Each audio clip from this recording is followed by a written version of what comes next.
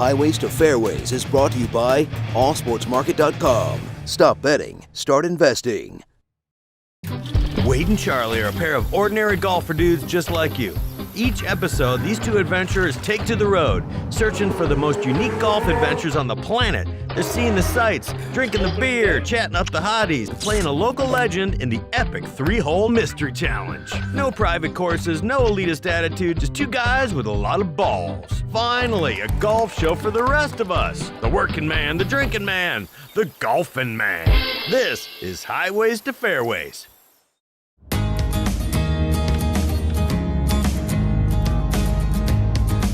Mind just kind of sharing with everyone where we're going? The golf course, I mean. We are going to a place called Spicewood, Texas, and Spicewood is kind of a place we're familiar with in a sense. We know where it is and everything, but we really don't know much about it. But the real key factor behind this, the unique feature of this golf course, you know, it's owned by Willie Nelson. We have a theory already about this golf course, sight unseen. Yeah, well, it's the only golf course in the world that doesn't care that it has a weed problem. I think it's a weakness. A part of your plan. We've been told kind of a few times over that, you know, Willie, has no interest in partaking in our episode. We didn't expect he would, but at the same time, I think we are kind of the same demographic that their golf course is looking for.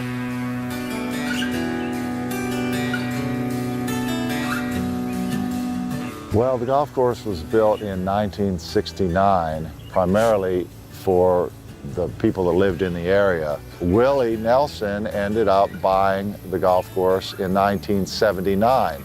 And Willie has been the owner ever since, still is. And it's his big toy, pride and joy. I mean, how many people own their own golf course? Why do I keep doing it?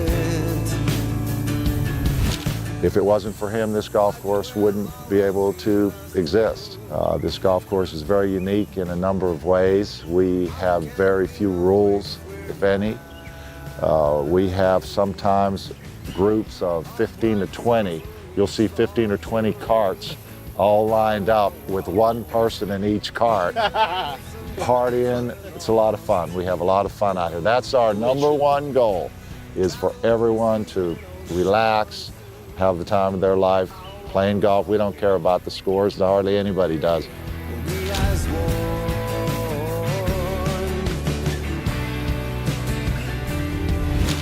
Well, we really don't have out of bounds here. I mean, normally they would be out of bounds to the right, but if you find your ball, you can play it, even if it's in somebody else's yard, or, it doesn't matter.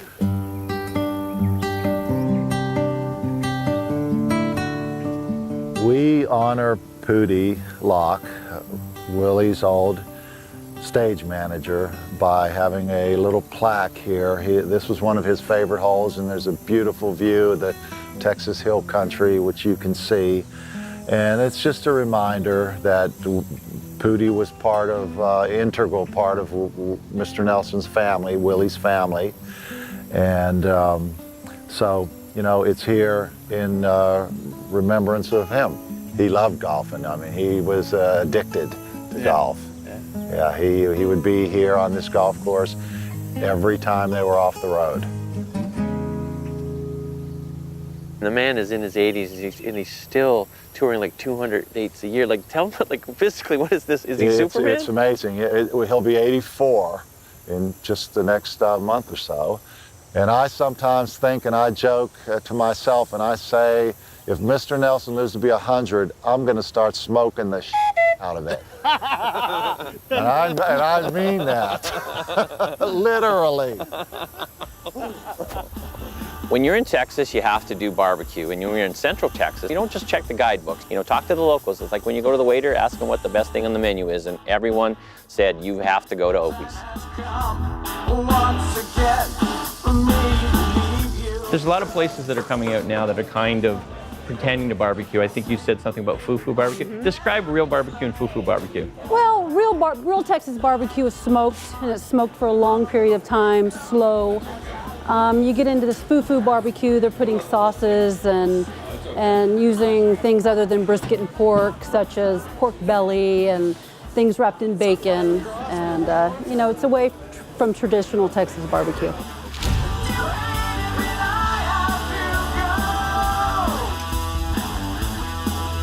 Tell us about closing time. Let's put it that way. Closing time is when that pit is empty. So when we sell out of meat is when we lock the doors. Every day is different. So you would have literally days where you have people lined up and I'm sorry we can't do anything for you?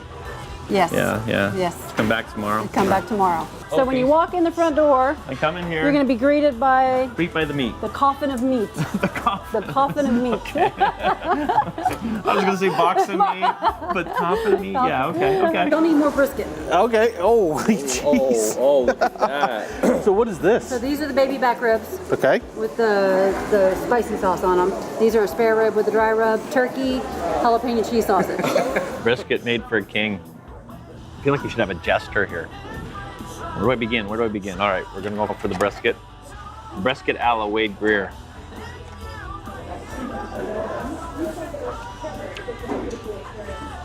Oh yeah. I'll have to ask the chef how he did that. This is my turn to try the brisket made with love.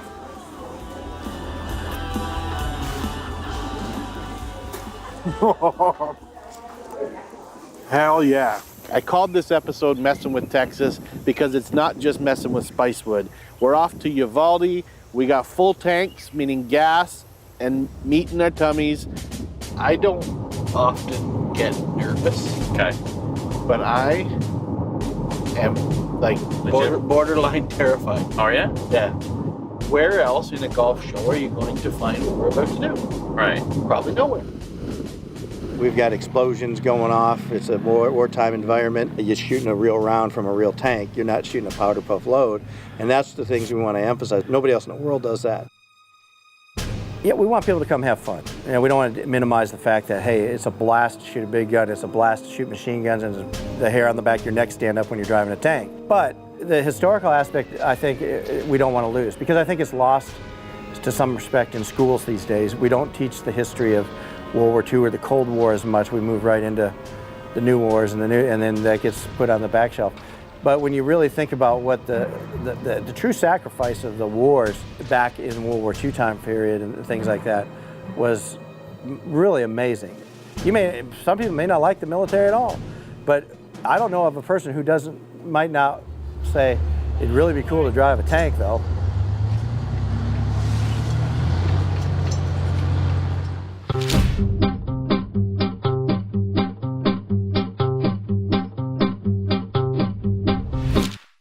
From the Pumpernickel Kid, Bernie Nichols, and the Toronto bully-turned-action hero, Zach Ward, comes the most interactive way to enjoy sports. Stop betting, start investing on the world's first sports stock market. Learn finance by investing in professional teams. Buy, sell, trade, earn. Trade for free from your computer or phone. Invest in any pro team in hockey, football, basketball, and baseball. Create your free account right now at www.allsportsmarket.com. Own the game.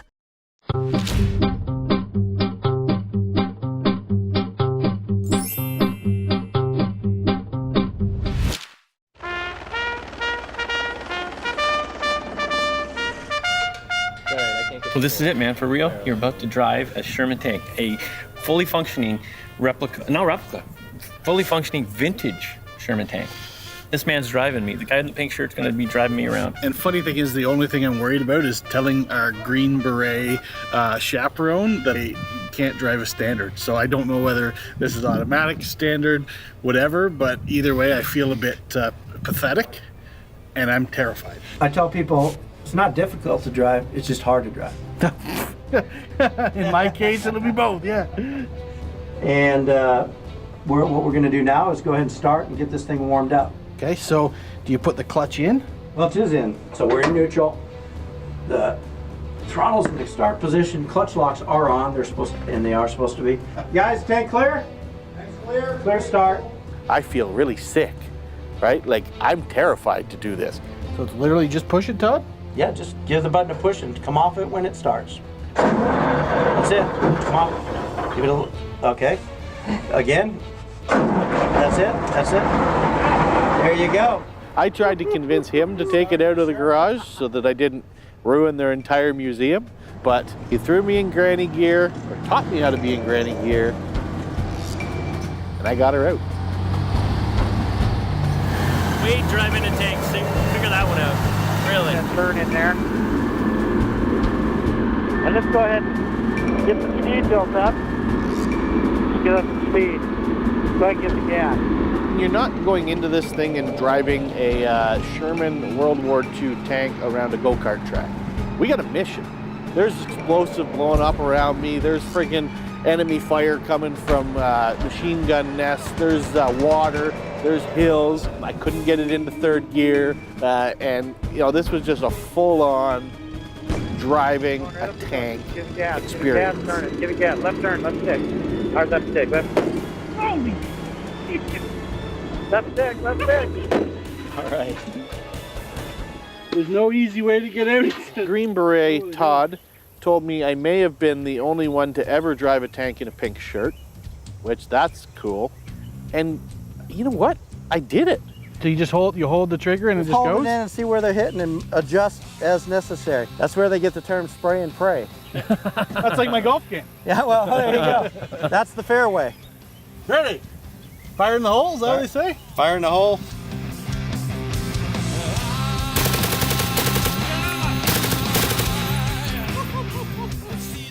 Nice. Did I hit anything? No, not really. You know what? He's not so good with the machine gun. I mean, he had the stance.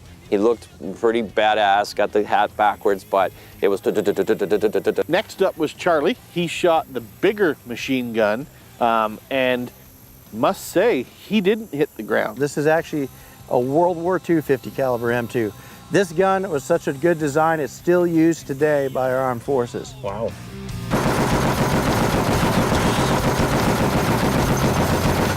After the first round went out, I just saw dust everywhere, and I'm so I felt like I was doing something. Let's do it. Wow. Ready? And now, Oh, yeah. the tank. We've decided Charlie's going to shoot the tank, Big shot. and he's going to do it from outside the tank so that we can experience the concussion. 3, 2, 1, fire in the hole! Oh my goodness! I'd like to say I stood in there like a man, but I actually ran. Oh my goodness! Wow. Wow. I think my teeth are loose. You know, it's starting to get cold. We were thinking maybe grab a coat, get some long pants on, but lo and behold, we have something we're just about to do. It's going to warm us up plenty. When pressed properly, release that pressurized diesel, which is going to be that classic flamethrower everybody knows. All right. So what we're going to do is we're going to just simply pressurize you up, get you guys burning that target behind me. That was easy. There we go. That'll burn you. Whoa. On the ground instead. Oh.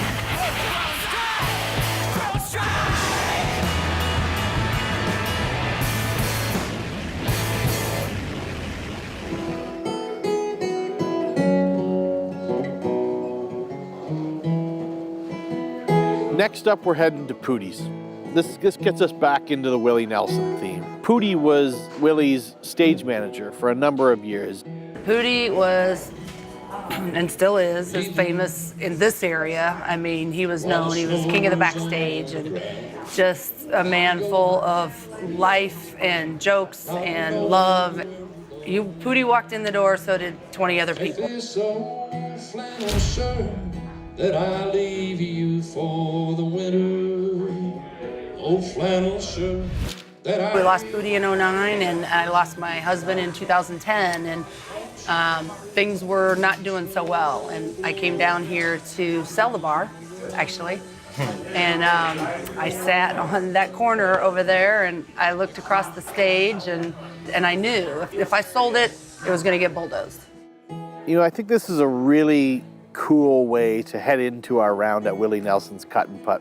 Pootie was so crucial to Willie's success and such a good friend of Willie's that what better way to, you know, to end the day before we meet our legend than having a beer at Pootie's. That I leave you for the winter, old flannel shirt.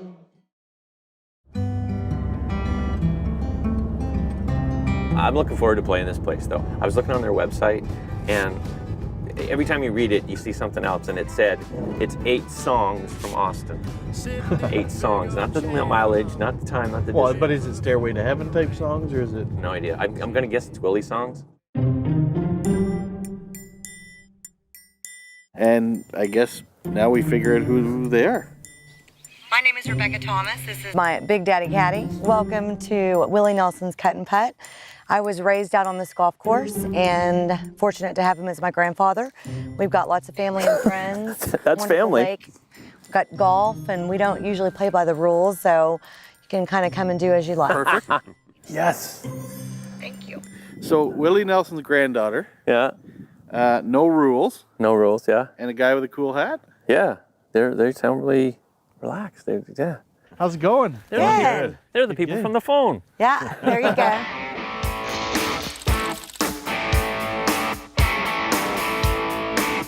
Now, usually we're playing against one legend, but we noticed you guys switched the rules up a little bit, which we're fine with, right? Because there are no rules, so it doesn't really matter.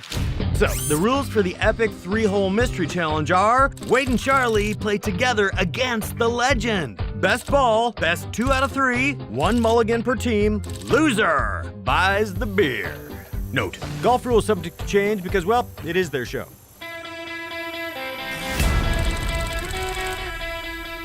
Did you hear what he just said? What? This was one of Willie's old putters. Are you serious? Yeah. Oh my God. He won it in some tournament a long time ago. Maybe we shouldn't be playing for drinks. Maybe we should be playing for that. There was a bit of feeling out process between Rebecca and Chris and Wade and I, and that took about 30 seconds. And they're not formal, we're not formal, and right off the bat, balls are flying everywhere except the right way. Thing is, though, guys, I don't know if anyone has told you this, but we aren't very good. Well, that's all right. So that's... Most of us aren't out here. Oh, one left. Oh! Come around. Right off the bat, when all of us had to at least contemplate using our mulligan, we knew that right away this wasn't going to be a competition where score overly mattered. You asked me a question over there. You said you had a question about the mulligans. What? Is it 1 mulligan per hole or for the actual whole game? What do you prefer? Per hole. Okay. Usually. Rule change? Rule change. You good with that? Yeah, I'm good with that. Okay. No, we don't have to. If you need it, it's yours. There you go. All right. It did take long into the round, into the first hole, to realize we're really going to start losing track of the shots.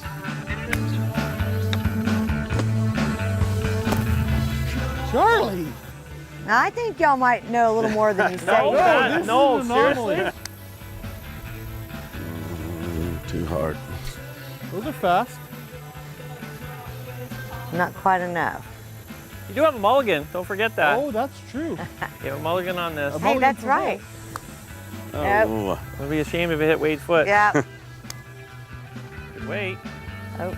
So the first hole, I think we tied, but it was clear early on that none of us were really paying a whole lot of attention. There you go. So that's carryover.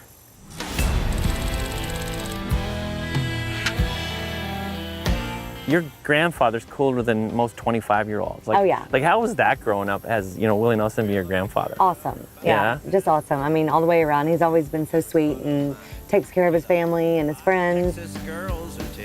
Given the uniqueness of having Willie Nelson as your granddad, what's your favorite memory? My memories are being a little kid and roller skating through the Opera House before the show, before anybody ever got there. And then once the show hit, is being able to walk up to the stage, and I could barely see, his feet, and he would toss me a bandana, and, just being a part of the whole creation with the lights and the band members and family and backstage, and just, being let loose at a Willie show at a very young age. Uh-oh, where'd that go? Water? Water? Yeah, I saw it splash. Did you? Yeah.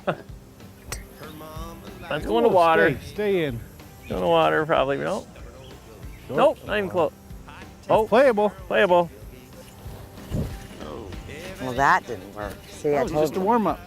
So things seem to be going pretty good. On the second hole, we're kind of keeping track of things, and Chris and Rebecca go right towards the tree, and we introduce them to the hand wedge. I guess might be a Canadian thing. And just the hand wedge, you just throw the ball to where it seems to be, and I guess the translation is that's preferred lie no matter what country you come from. Hey, we're going around the water. Damn it. All right, mulligan. Mulligan. Get over there. Yeah, you're over. I'm over. What?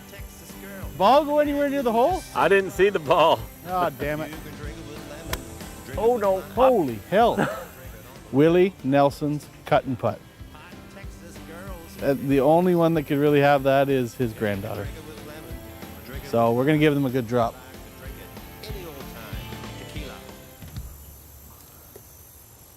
Found your ball, Chris. Right in the sand. Oh, good one. Oh, whoa. Hit the pin. Hit the flag. A little putt in action. We haven't figured it out yet, so look at him go. Yeah, that's nice. Ooh. Is Willie a good golfer?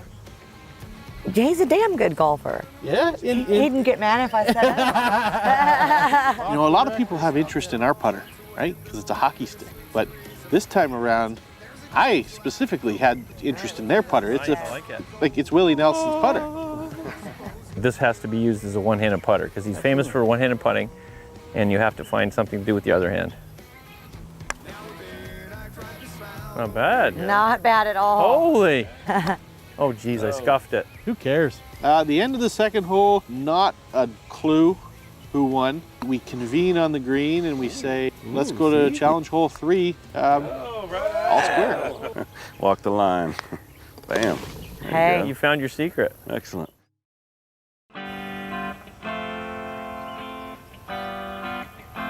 Third hole, which is the 7th hole at Pedernales, is in honor of Pooty Locke. And Pooty Locke was the stage manager for eons for Willie Nelson, and he is a very core part of the Willie Nelson family. And he had passed away a couple years ago. With Pooty, is there something, like I'm thinking, is there a way we can honor him in a certain way he shot? Is there anything, like you had the one-handed Willie putt, is there anything that Pooty did that was very recognizable that we could? Well, if I had a bottle of tequila, that would go over well. That'd make us all happy. Nice.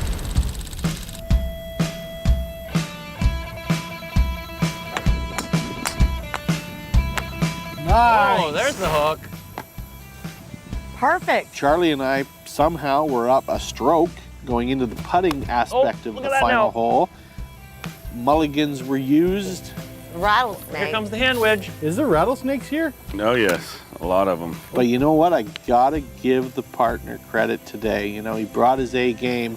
He drained the putt, and we went to bed with a mulligan in our pocket. Oh, partner, that's why I married. No. That's why we both got divorced at the same time. Great game. The mulligans actually matter. Yeah, we actually won a game.